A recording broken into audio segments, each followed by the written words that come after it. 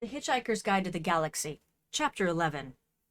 The improbability-proof control cabin of the Heart of Gold looked much like a perfectly conventional spaceship, except that it was perfectly clean because it was so new.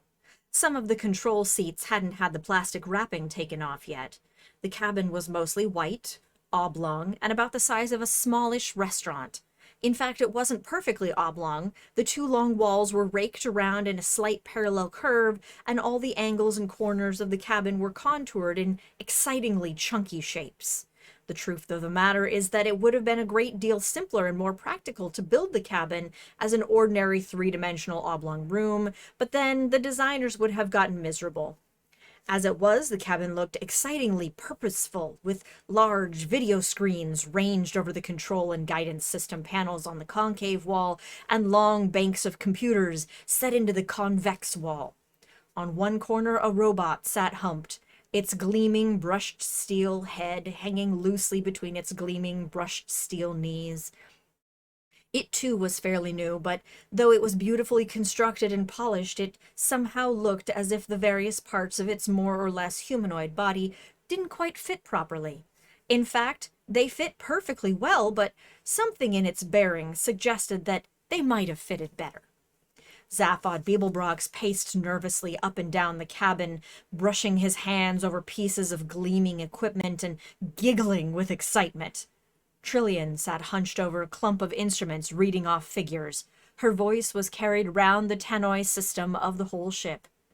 5 to 1 against and falling, she said. 4 to 1 against and falling. 3 to 1, 2, 1.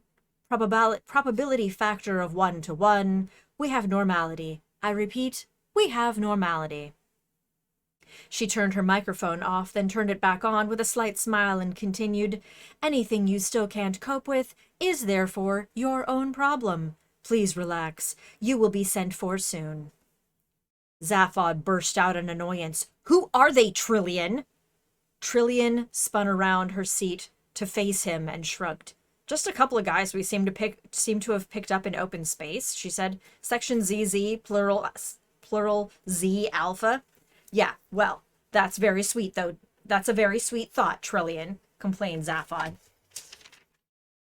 But do you really think it's wise under the circumstances? I mean, here we are on the run and everything. We must have the police of half the galaxy after us by now, and we stop to pick up hitchhikers? Okay, so 10 out of 10 for style, but minus several million for good thinking, yeah? He tapped irritably at the control panel. Trillian quietly moved his hand before he tapped anything important. Whatever Zaphod's qualities of mind might include, dash, bravado, conceit, he was mechanically inept and could easily blow up the ship with an extravagant gesture. Trillian had come to suspect that the main reason he had had such a wild and successful life was that he never really understood the significance of anything he did. Zaphod, she said patiently, they were floating unprotected in open space. You wouldn't want them to have died, would you? Well, no. Not as such, but... Not as such? Not die as such? But... Trillian cocked her head to one side. Well, maybe someone else might have picked them up later. A second later, and they would have been dead. Yeah, so if you'd taken the trouble to think about the problem a bit longer, it would have gone away. You'd have been happy to let them die? Well, not happy as such, but... Anyway, said Trillian, turning back to the controls, I didn't pick them up. What do you mean? Who picked them up? The ship did. What? The ship did, all by itself. Huh? While we were in improbability drive. But that's incredible. No, Zaphod. Just very, very improbable. Yeah. Look, Zaphod, she said, patting his arm. Don't worry about the aliens. They're just a couple of guys, I expect. I'll send the robot down to get them and bring them up here. Hey, Marvin. In the corner, the robot's head swung up sharply, but then wobbled about imperceptibly. It pulled itself up to his feet as if it was about 5 pounds heavier than it actually was, and made what an outside observer would have thought was a heroic effort to cross the room. It stopped in front of Trillian and seemed to stare through her left shoulder. Ugh, I think you ought to know that I'm feeling very depressed, it said. Its voice was low and hopeless. Oh, God, muttered Zaphod, and he slumped into a seat. Well, said Trillian in a bright, compassionate tone, there's something to occupy you and keep your mind off of things. It won't work, droned Marvin. I have an exceptionally large mind. Marvin, warned Trillian. All right, said Marvin. What do you want me to do? Go down to number 2 entry bay and bring the 2 aliens up here under surveillance. With a microsecond pause and a finely calculated micromodulation of pitch and timbre, nothing you could actually take offense at, Marvin managed to convey his utter contempt and horror of all things human. Just that? He said. Yes, said Trillian firmly. I won't enjoy it, said Marvin. Zaphod leapt out of his seat. She's not asking you to enjoy it, he shouted. Just do it, will you? All right, said Marvin, like the tolling of a great cracked bell. I'll do it. Good, snapped Zaphod. Great, thank you. Marvin turned and lifted his flat-topped triangular red eyes up toward him. Oh, I'm not getting you down at all, am I? He said pathetically. No, no, Marvin, lilted Trillian. That's just fine, really. I wouldn't like to think I was getting you down. No, don't you worry about that, the lilt continued. You just act as comes naturally and everything will be just fine. You sure you don't mind? Probed Marvin. No, no, Marvin, lilted Trillian. That's just fine, really. It's just part of life. Marvin flashed her an electronic look. Life, said Marvin. Don't talk to me about life. He turned hopelessly on his heel and lugged himself out of the cabin. With a satisfied hum and a click, the door closed behind him. I don't think I can stand that robot much longer, Zaphod, growled Trillian. The Encyclopedia Galactica defines a robot as a mechanical apparatus designed to do the work of a man. The marketing division of the Sirius Cybernetics Corporation defines a robot as your plastic pal who's fun to be with.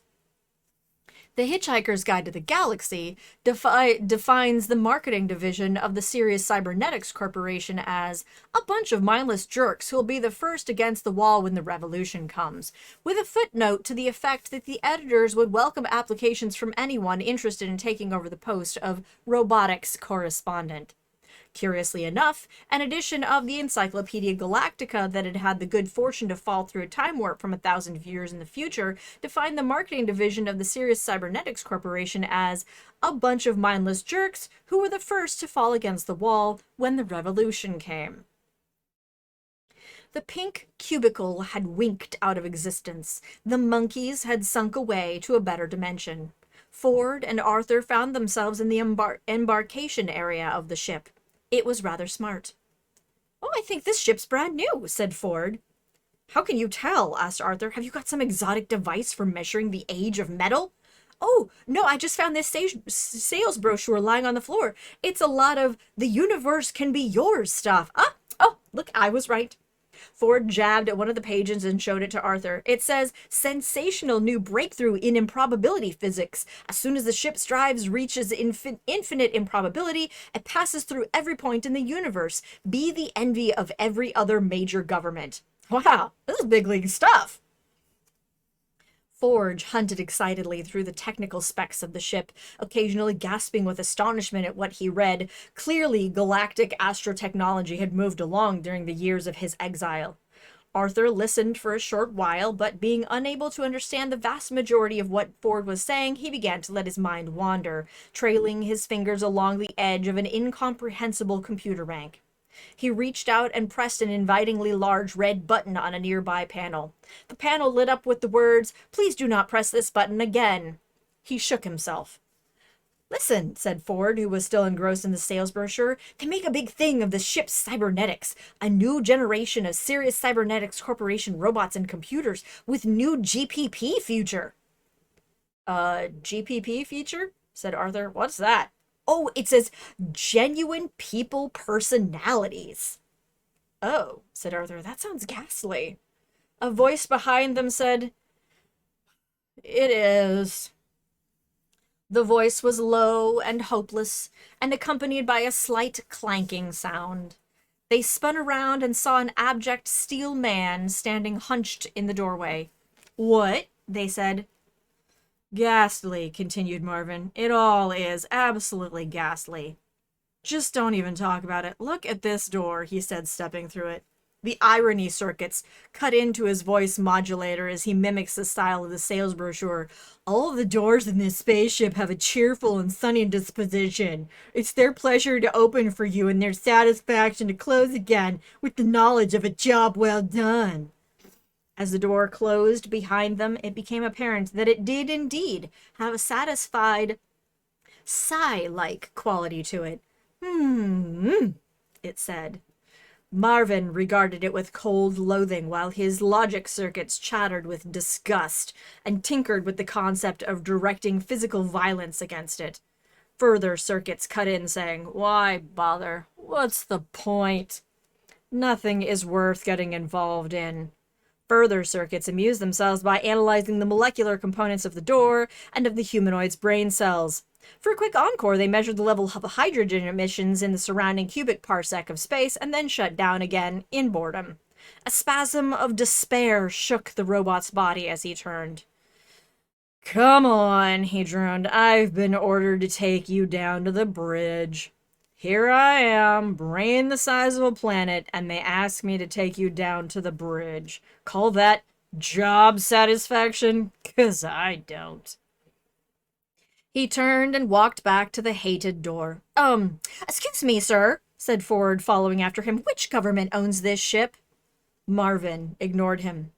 You watch this door, he muttered. It's about to open again. I can tell by the intolerable air of smugness it suddenly generates. With an ingratiatingly little whine, the door slid open again and Marvin stomped through. Come on, he said. The others followed quickly and the door slid back into place with pleased little clicks and whirs. Thank you, the marketing division of Sirius Cybernetics Corporation, said Marvin, and trudged desolately up the gleaming curved corridor that stretched out before them. Let's build robots with genuine people personalities, they said. So they tried it out with me. I'm a personality prototype. You can tell, can't you? Ford and Arthur muttered embarrassed little disclaimers. I hate that door, continued Marvin. I'm not getting you down at all, am I? Oh, which government? Started Ford again. No government owns it, snapped the robot. It's been stolen. Stolen? Stolen? Mimicked Marvin. Who by? Asked Ford. Zaphod Beeblebrox. Something extraordinary happened to Ford's face. At least 5 entirely separate and distinct expressions of shock and amazement piled up in a jumbled mess.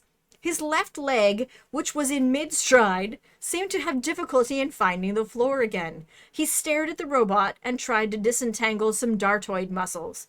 I'm sorry, Zaphod Beeblebrox? He asked weakly. Sorry, did I say something wrong? Asked Marvin, dragging himself on regardless. Pardon me for breathing, which I never do anyway, so I don't know why I bother to say it. Oh God, I'm so depressed! Ugh, here's another one of those self-satisfied doors. Life! Don't talk to me about life. No one even mentioned it, muttered Arthur irritably. Ford, are you all right? Ford stared at him. Did that robot just say Zaphod Beeblebrox?